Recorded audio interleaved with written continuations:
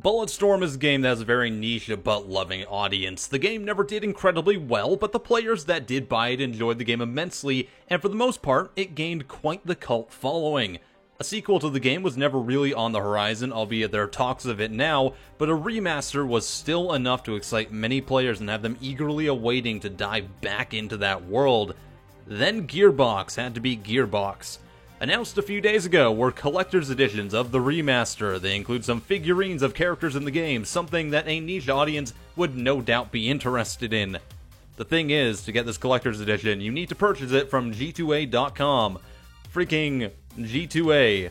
Now, if you aren't aware of what G2A is, or you use the website and you aren't aware of the problem, here's some of the track record G2A has over the past few years. In 2016, indie developer tinyBuild claimed that G2A had sold keys for their games including Punch Club, Party Harder, and Speedrunners.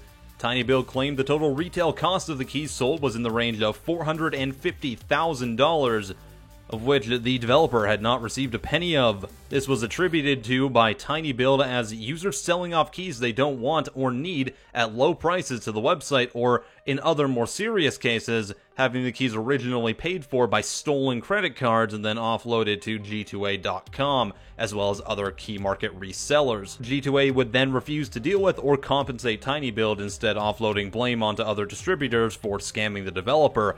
In fact, multiple developers have accused G2A of being so open to key reselling that they often accept keys that were bought in fraudulent ways. Hell, last year saw the developer of Defender's Quest outright state that they would rather players pirate their game if the other option is to utilize key resellers such as G2A. G2A is no stranger to fraudulent keys on their website, even they know that. Their solution is to offer a paid-for service on their own website that is supposed to help protect buyers against it. They want you to pay in order to feel safe when you purchase off their website. And not only that, but unsubscribing from this service is incredibly difficult on the website, and there have been many reported instances of users still being charged for the service repeatedly, even months after they discontinued it. There's a reason that websites like eBay don't allow you to sell Steam keys. If they did, it would be opening themselves up to the exact same fraud and illegal actions that we've seen on gray market key websites. And let's not forget their fantastic AMA a few months ago, in which a Reddit user was able to successfully post fake keys on the website during it in order to prove just how easy it is. The user was banned from the website, but if he hadn't made it known, who knows how long they could have successfully done this, and that's not even including real keys that may be bought in a fraudulent way, so those ones can actually be sold and then the developer won't see any money. Now G2A responded to this by signing on indie developers to the website to sell keys in order to combat the issue of fraudulent reselling, and that's what they want you to think at least. All they actually did was add on the developer as an official seller without changing anything else. Let's take a look at Superhot on G2A for example. It's being sold for $32.89 CAD on their website. Right underneath, that being keys sold for $2.83 and slightly above. Clicking on said reseller will allow G2A to do their very best to convince you that the key is in fact legit, which in reality is a bunch of customer reviews that state it works rather than important information and factors like where the key came from or why it's priced so low. Now, it's worth noting that the Superhot team said themselves they don't mind that games might be sold at a lower price because somebody bought them from somewhere at some point. I guess the issue and the question then is knowing whether or not the key you're buying is bought legally or not. Now, this part is my favorite. Last year, a fraudulent key seller actually explained how he sells stolen keys on websites like G2A. The seller directly buys codes with stolen credit card numbers, then immediately resells them at lower prices on G2A and other websites. The keys still work and can be activated like any other Steam key.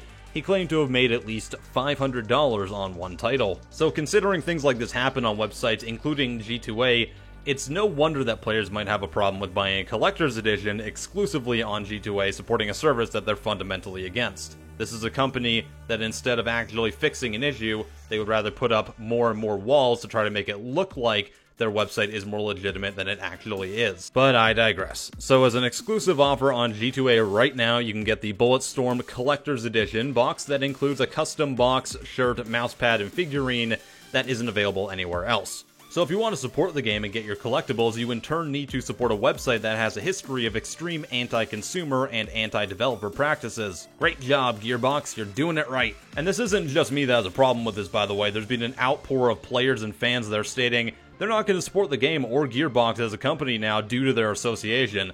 Content creators like Total Biscuit, who don't deal with the website, have also stated they will no longer be covering Gearbox titles. Now, I would happily join that movement, but in all honesty, apart from a few news articles I wrote for a website back in the day, I never really covered Gearbox games to begin with on my channel.